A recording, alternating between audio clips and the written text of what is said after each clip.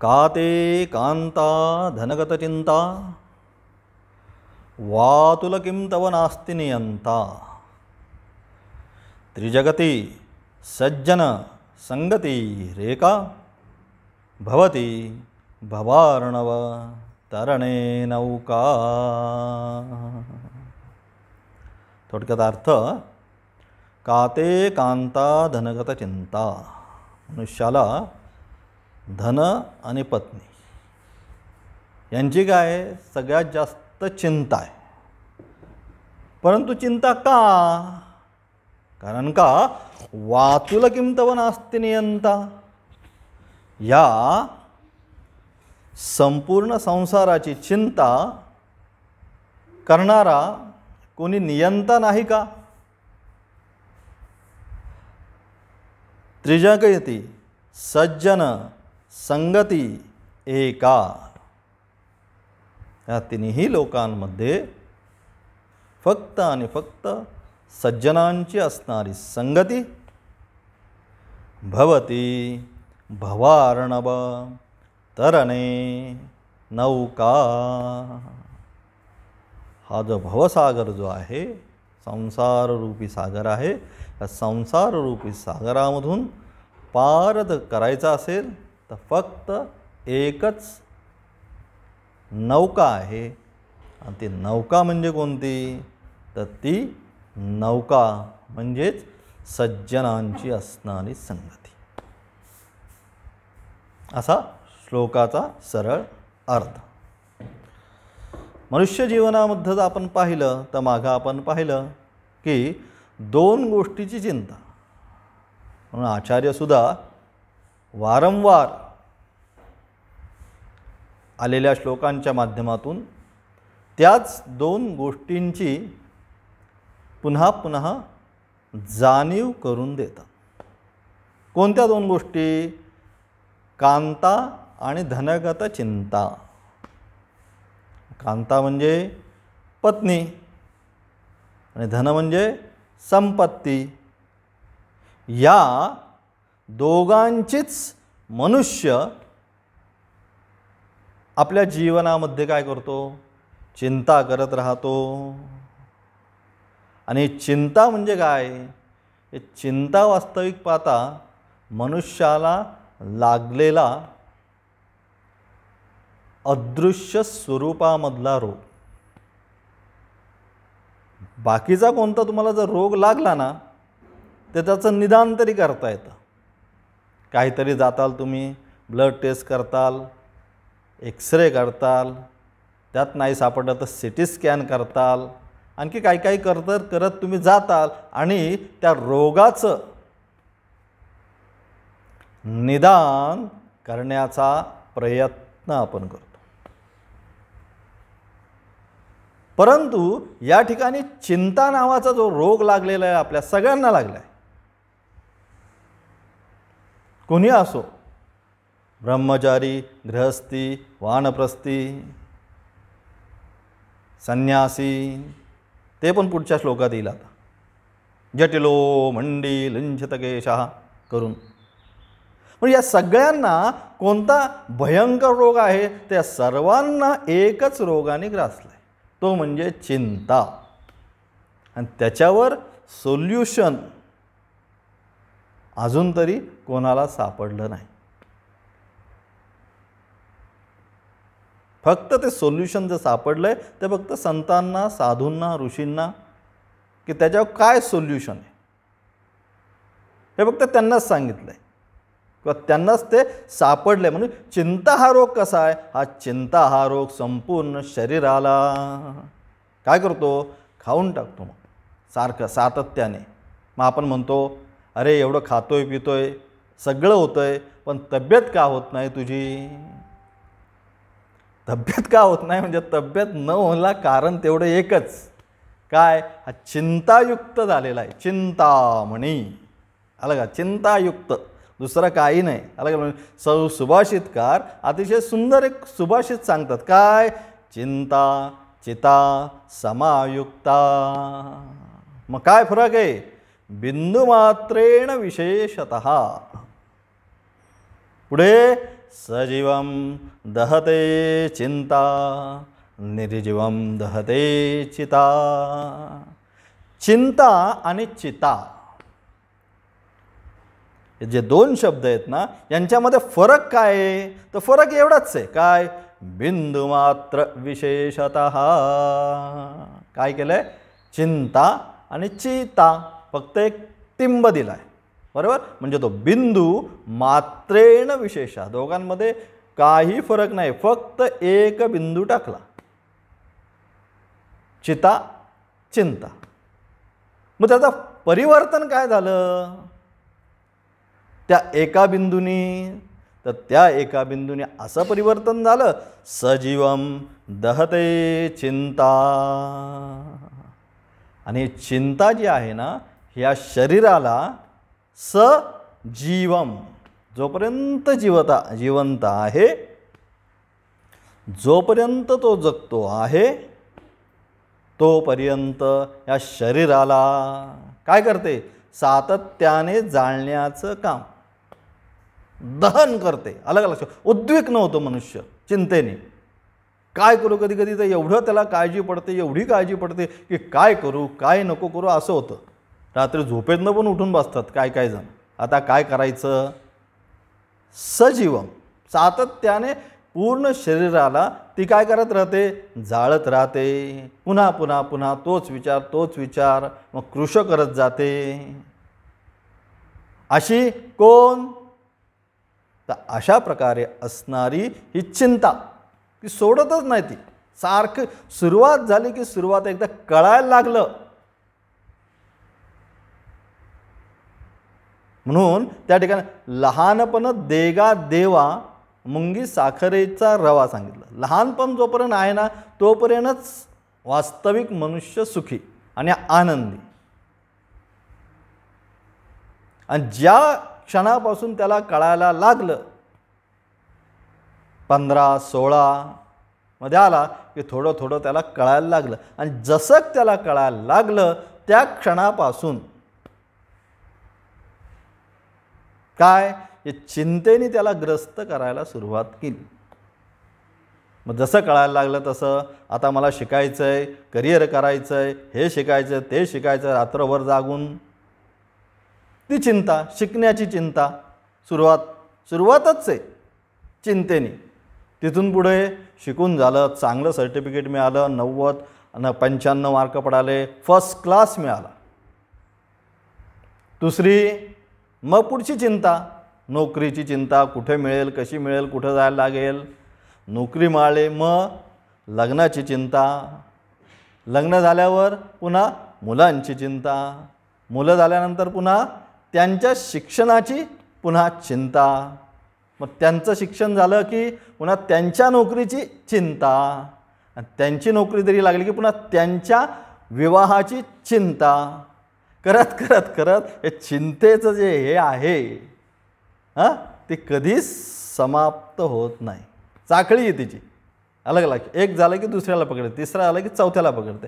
पकडत पकडत पकडत सातत्याने मनामध्ये तेच विचार करत करत करत सजीवम दहते चिंता. आणि म्हणून ती जिवंतपणीच माणसाला काय करते? सातत्यानं जाळण्याचं काम करते. मग चिता चिंतेपेक्षा बरी. कारण का? निर्जीवम दहते चिता. चिता काय करते? मनुष्याला जीवनामध्ये एकदाच जाळण्याचं काम करते. तो गेला की एकदा चितेवर ठेवला की भस्मसात, विषय संपला. म्हणजे चिता एकदाच जाते आणि चिंता दररोज जाळण्याचं काम करते. आणि म्हणूनच चिंतेपेक्षा कधीही, मग काय म्हणायला लागेल की चिताच आपलं बरं की एकदाच जाते. म्हणजे आपण म्हणतो ना, दररोज बरण्यापेक्षा एकदाच मेलेलं बरं. दररोज तेच काय असेल ते ना, एकदाच काहीतरी काय करा, सोक्ष मोक्ष लावून टाका. दररोजच्या कटकटीपेक्षा बऱ्याच वेळा माणूस आपण अत्यंत उद्विग्न झालो की मग आपण म्हणतो की काय आहे दररोजचं आहे, काय असेल ते एकदाच त्याचा सोक्षमोक्ष करून टाका, असं आपण म्हणतो. का? कारण त्याचा होणारा त्रास, दुःख सातत्याने दररोज उठलं की तेच, दररोज उठलं की तेच, ते काय होतं, अनुभवाच्या पलीकडे जातं. किती आपण ज्याला म्हणतो किती करायचं, आता बास. आणि अशा प्रकारची असणारी ही चिंता मनुष्याला काय करते, सतत खात असते. आणि म्हणून काते कांता धनगत चिंता आचार्य म्हणतात. कशाला त्याची चिंता करतोस? का? वातुल किम तव नास्ति नियंता.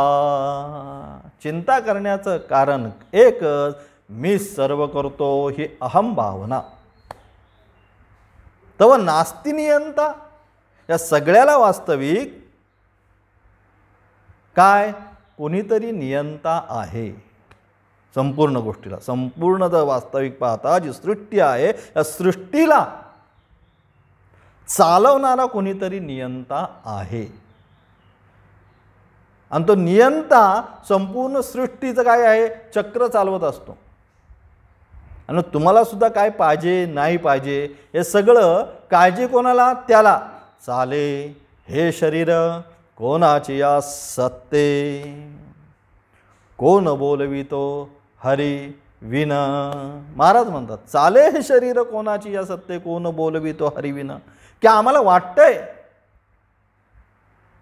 काय, आम्ही हे सगळे व्यवहार करतोय, खातोय पितोय, सगळं करतोय, परंतु हे सगळे जे व्यवहार आहेत ना, हे व्यवहार करण्यासाठी इथं हरी पाहिजे. हरी विन. अलग लक्षात, ज्यावेळेस हरी इथनं गेला की तुम्हाला मग काय, भार्या बिभ्यती तस्मिन काये. आणि म्हणून तिथं आपण म्हणतो महाभारताच्या शेवटी रथावरून काय होतं, अर्जुन आणि भगवंत रथावर असतात, बरोबर, अशीच कथा आहे ती. आणि मग काय म्हणतो, अर्जुन भगवंताला म्हणतात तुम्ही पहिले उतरा. भगवंत म्हणतात नाही अर्जुना, तू पहिला उतर, मग मी उतरतो. अलग लक्षात. मग अर्जुन पहिला उतरल्यानंतर भगवंत खाली उतरल्यानंतर तो रथाचं काय होतं, संपूर्ण भस्मसात होतं.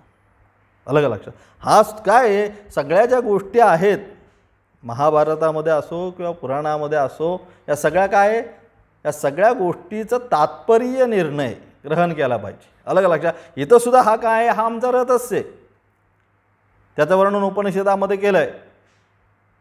आणि मग याच्यामध्ये कोण आहे, हा बसलेला जीवात्मा. अलग अलग. तो ज्यावेळेस या रथातून उतरतो त्यावेळेस काय होतं, मग हा रथ सुद्धा भस्मसातच करायला लागतो. आणि म्हणून हे शरीर जे चालतंय, चाले हे शरीर कोणाची या सत्ते, त्याच्याच सत्तेने, कोणाच्या, त्या हरीच्या. आणि म्हणून हाच म्हणजे संत असू ऋषी असू या सगळ्यांचा असणारा अभिप्राय एकच आहे. त्याच्यामध्ये कधीही, म्हणून आध्यात्मिक क्षेत्रामध्ये येणारा अनुभव अतिशय महत्त्वाचा आहे. काय तर आध्यात्मिक क्षेत्रामध्ये येणारा अनुभव हा प्रत्येकाचा एक समान असतो, त्याच्यामध्ये भिन्नता नसते. ऋषींना वेगळा अनुभव झाला, संतांना वेगळा झाला, मुनींना वेगळा अनुभव झाला. जो अनुभव ऋषींना झाला तोच अनुभव मुनींना झाला, तो साधूंना झाला आणि तो संतांना झाला. हे त्यांच्या लिखाणातूनच जर आपण पाहिलं तर हे संपूर्ण त्यांच्या त्यांच्या केलेल्या लिखाणामधून स्पष्ट होतं. चाले हे शरीर कोणाची या सत्य महाराज म्हणतात. आणि हेच अभंग केन उपनिषदमध्ये म्हणतात. केन उपनिषदमध्ये काय म्हणतात, केने शिथम पतितम प्रेषितम मन केन प्राण प्रथम प्रयतियुक्तः. सेम याला संस्कृतचं ज्ञान असेल तर या दोन्ही बघा, चाले हे शरीर कोणाची या सत्य तुम्ही जर लिहिलं आणि त्याबरोबर केने शितम पतितम प्रेषितम मनः केन प्राण प्रथम प्रयतियुक्तः. कोणाच्या, केने ईशितम प्रेषितम मनः, कोणाच्या द्वारे सत्ता प्राप्त करून हे मन चिंतन करतं. केने शिताम प्राण परमप्रयतयुक्त, हा प्राण जो आहे ना, हा प्राण श्वासोश्वास घेतो, पण तो घेण्यासाठी सुद्धा त्याला शक्ती कोण देतो? हरी विना. म्हणून उपनिषद असो, गीता असो, पुराण असो, अथवा संतांचे असणारे अभंग असो, या सगळ्यामध्ये जर पाहिलं तर सिद्धांत एकच आहे. कोणता? कोण बोलवितो हरी विना. साध्या सोप्या भाषेत सांगितलं की त्या हरी विना इथं कोणीही बोलवणारा नाही. आणि म्हणून काय कर, त्या हरीचं तू भजन कर. अलग माऊलींनी सुद्धा काय केलं, शेवटी सगळं लिखाण झाल्यानंतर अरे कळतंय का नाही, ज्ञानेश्वरी झाली, पसायदान झालं, सगळं अजून कळतंय का नाही, मग काय कमीत कमी हरिपाठ कर. ज्याचा हरिपाठ, हरीकडं पाठ नाही, ज्याचा हरिपाठ म्हणजे काय, सातत्याने तो हरीकडेच किंवा हरीचंच भजन गुणगणतो. पण ते संपूर्ण तोच विषय ज्ञानेश्वरीचा हरिपाठाच्या माध्यमातून माऊलींनी आपल्याला सांगितलं. मग हरिपाठ म्हणजे काय, जसं या ठिकाणी आता आपण काय पाहतोय,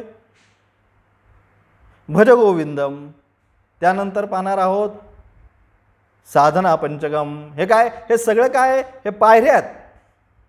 साधकाला पहिल्या पाठामध्ये सांगितलं काय, साध्यापर्यंत पोहोचण्यासाठी करायची कशी साधना, ही याच्यातनं सांगितली.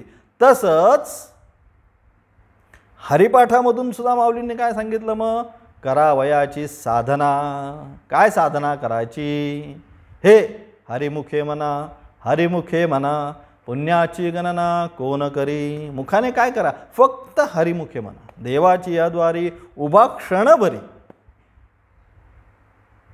अलग लक्षात, किती जास्त नको, पण तो क्षण जो आहे ना, तो क्षण काय कर, स्वतःला विसरून त्या देवाच्या दारामध्ये उभा राहिलास तरच त्याची तुला प्राप्ती आहे. असो, आणि म्हणून या ठिकाणी काय की तुला का वातुल किंतवना अस्ति नियंता, तू या सगळ्याची जी चिंता करतोयस ना, धन पत्नी संपत्ती या सगळ्यांची जी चिंता करतोय ना, तर ही चिंता तू काही करू नको. कारण का, सगळ्याला कोणीतरी नियंता आहे. परंतु तू ज्या वेळेस काय करतोय, मीच नियंता अशी भ्रमक कल्पना करून बसतोय, त्यावेळेस मग काय होतंय, त्यावेळेसच तुला ही चिंता ग्रस्त करते. आणि म्हणून मी सर्वाचा नियंता आहे. आणि म्हणून काय करतो, ज्यावेळेस अशी भावना निर्माण होते मी करतो, ज्यावेळेस मी भावना निर्माण होते, त्यावेळेस मनुष्याला सर्व दुःखाची सुरुवात होते. बाकी काय नाही. म्हणून मागे पण सांगितलं, मी जेवढा मोठा तेवढं दुःख मोठं.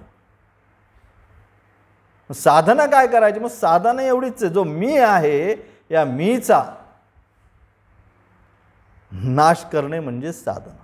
की मी कोण किंवा त्याचं यथार्थ स्वरूप, याला मी मी मी मी म्हणतोय, या मीचं कोण स्वरूप, चिदानंद रूप शिवोहम शिवोहम अहम निर्विकल्पो निराकार रूपो विभुर व्याप्य सर्वत्र सर्वेंद्रियाणाम नचा संगतम नैव मुक्तिर्नयः चिदानंद रूप शिवोहम शिवोहम.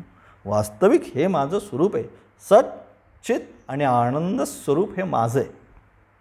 आणि आता जे मी मला म्हणतो, मी स्वामीजी, मी अमुक, मी तमुक, मी राम, मी श्याम, हे सगळं काय आहे, मागे पाहिलं, हे संपूर्ण जे मानलंय हे सगळं आगंतुक शरीर आहे. आगंतुक विचाराचा काही उपयोग नाही. वास्तविक काय आहे, वास्तविक सच्चित आनंद स्वरूप आहे. मग आगंतुक स्वामी, राम, श्याम आगंतुक आहे. मग मीचा ज्यावेळेस विचार होईल त्यावेळेस काय होईल, आगंतुक विचार बाजूला सारला जाईल आणि वास्तविक विचाराला प्राधान्य दिलं जाईल. आणि हे वास्तविक विचाराचं प्राधान्य जर प्राप्त करायचं असेल तर पुन्हा आचार्य सांगतात, त्रिजगती सज्जन संगती एका. त्या संपूर्ण केवळ इथे नाही, या तिन्ही लोकांमध्ये फक्त आणि फक्त काय, तर सज्जनांची संगती. सगळ्यावर एकच सोल्युशन, साधू आणि संतांचा असणारा संग.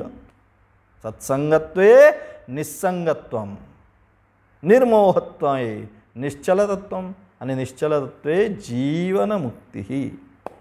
तो संग मनुष्याला काय करतोय, साधूंचा जीवनमुक्ती. मागं पाहिलं आपण की जीवनाचा जो मोक्ष जो आहे त्या मोक्षापर्यंत घेऊन जातोय.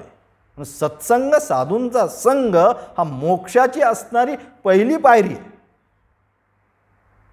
म्हणून तो दुर्लभ आचार्याने सांगितला, दुर्लभम सांगितलं अत्यंत, की एकदा तो मनुष्याला जीवनामध्ये प्राप्त झाला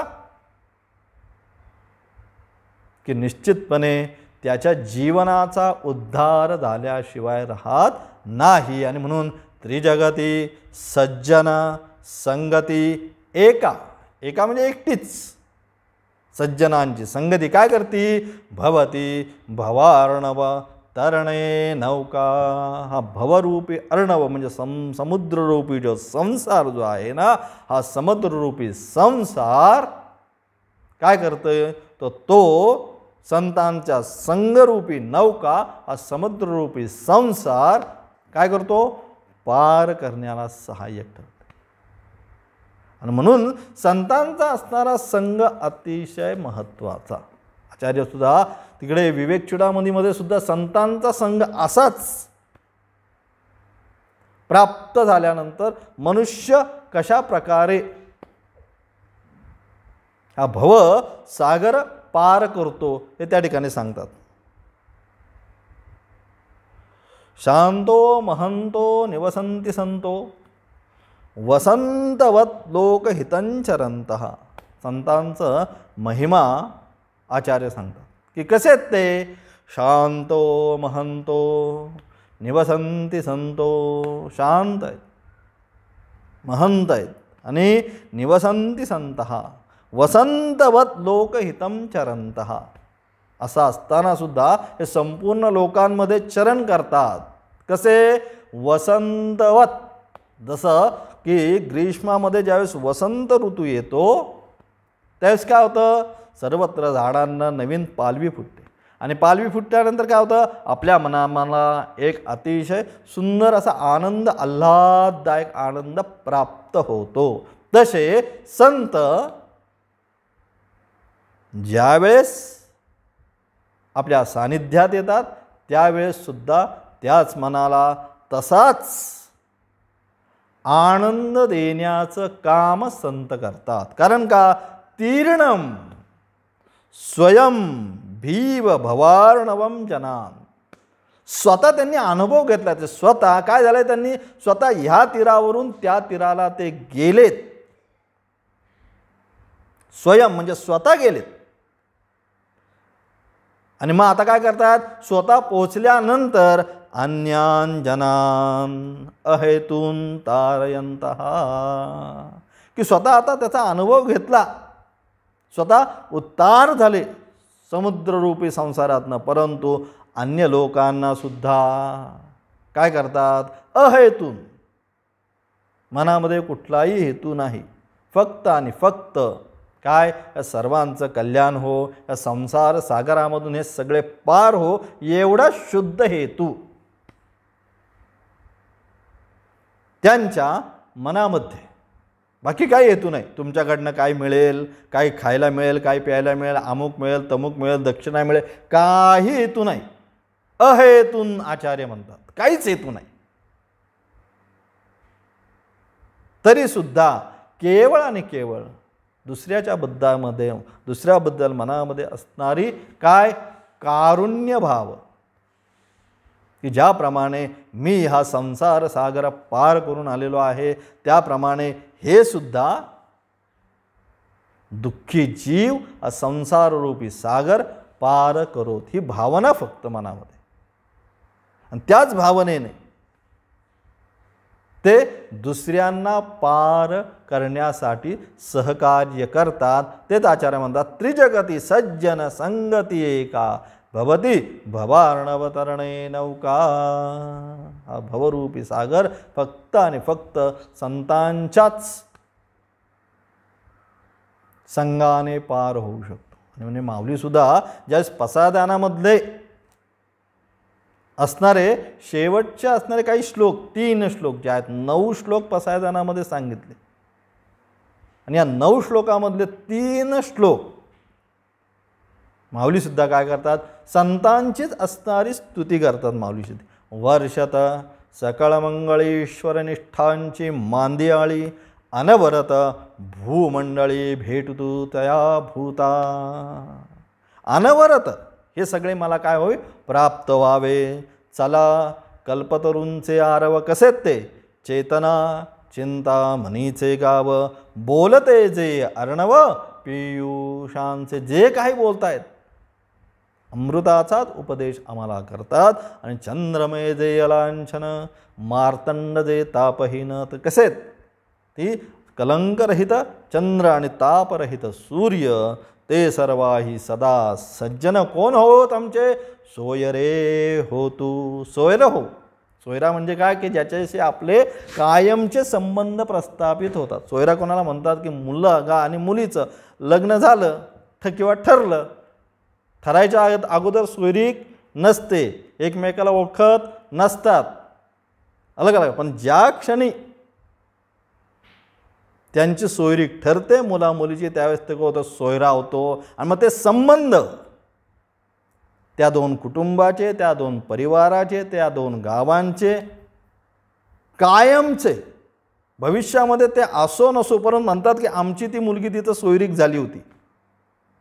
मग अशी सोयरीक महाराज म्हणतात की सोयरे हो तू. कोणाची सोयरीक हो, तर संतांची. ते सर्वाही सदा सज्जन, असे जे संत आहेत ते संत काय हो, आमचे सोयरे हो. म्हणजे काय, त्यांच्याशी आमची कायमची सोयरीक म्हणजे संबंध हो. आणि अशा प्रकारे संतांचा असणारा सहवास किंवा संतांच्या अनुषंगाने ज्यांना संतांचा संग प्राप्त झाला, ते निश्चितपणे हा भवसागर तरुण जातील. हे आचार्यांना या श्लोकाच्या माध्यमातून आपल्याला सांगण्याचा प्रयत्न करायचा. ओम तत्सत.